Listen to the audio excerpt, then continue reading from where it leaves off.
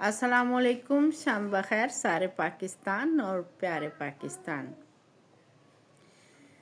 बचपन एक ऐसी उम्र है कि जैसे फूलों को देख के हम मुस्कुरा देते हैं, ऐसे छोटे बच्चों को देख के हम मुस्कुरा देते हैं।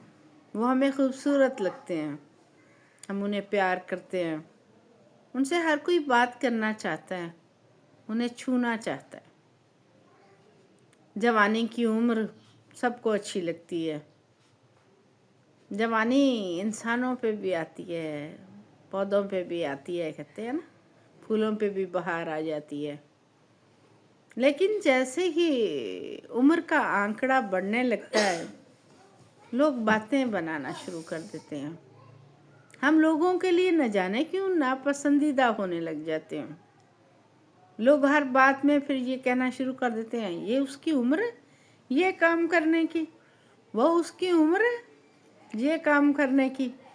हालांकि पहली उम्र तो जाने कैसे बीत जाती है, बचपन पढ़ने लिखने में, जवानी घरदारी में, फिर बच्चे पालने में, और मर्दों की सारी उम्र नौकरियां कर कर के अपने बच्चों को पालने में।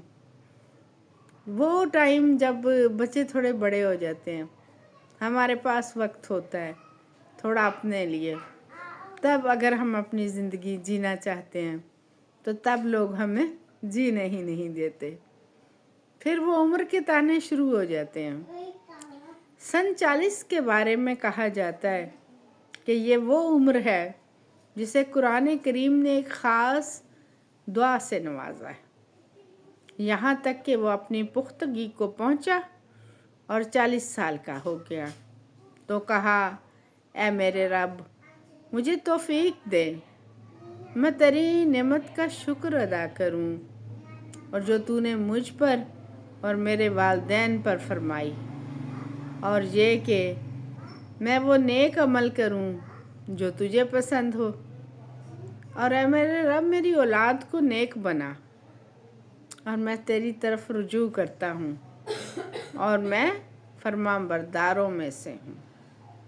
ये सूरा अहकाफ 15 आयत नंबर 15, यानी एक दुआ है, मानी खेज दुआ, जिसमें माजी के लिए शुक्र और आने वाले दिनों के लिए दुआ शामिल है। सन 40 में इंसान खुद को एक पहाड़ की चोटी पे खड़ा हुआ महसूस करता है, यानी 40 वर्ष उसने इस चोटी पे पहुंचने में लगा दिए।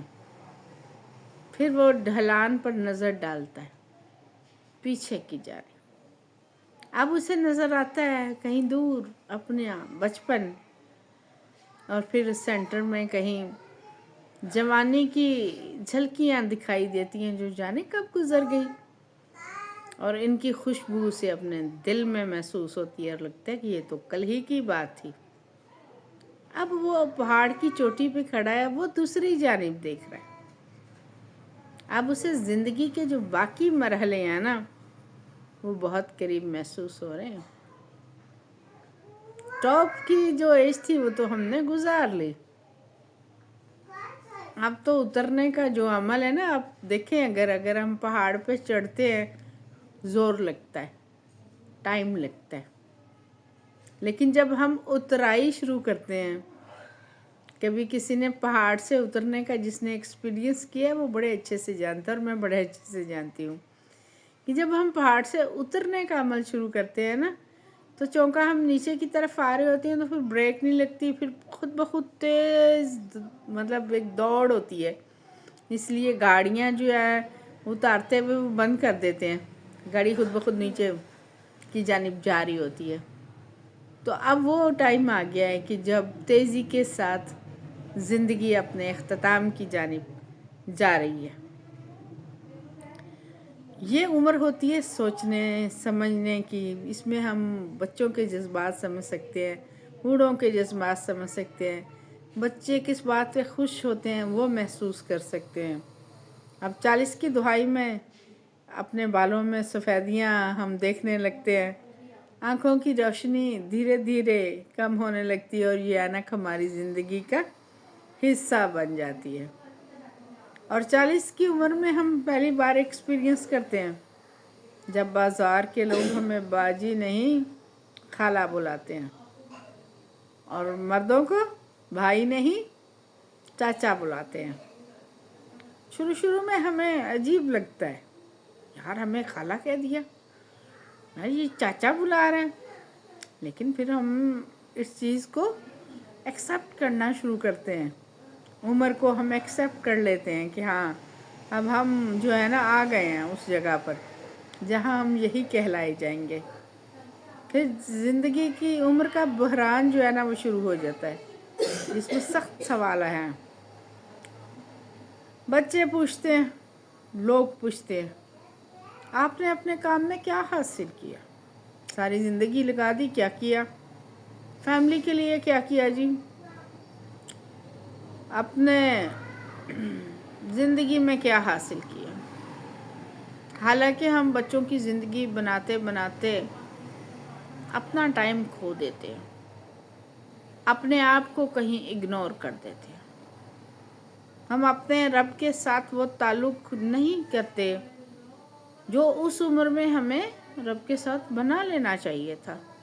40 برس ہم نے بچوں کی زندگی بنانے میں، ان کو پڑھانے لکھانے میں، ان کی شادیاں کرنے میں، ان کے لیے اچھے اسکول اور اچھے کالج، یہ سب کرنے میں ہم گزار دیتے ہیں، اور اپنے رب کی جانب ہم رجوع ہی نہیں کرتے۔ اب 40 پہ آ کے ہم سوچتے ہیں کہ اب بھی نہیں ہم کریں گے تو کب کریں گے؟ پھر یہ سوالات دل کو جھنجھوڑتے ہیں کہ یار ساری زندگی تو ہم نے دوسروں کے لیے جی لی، اپنے لیے تو جیا ہی نہیں۔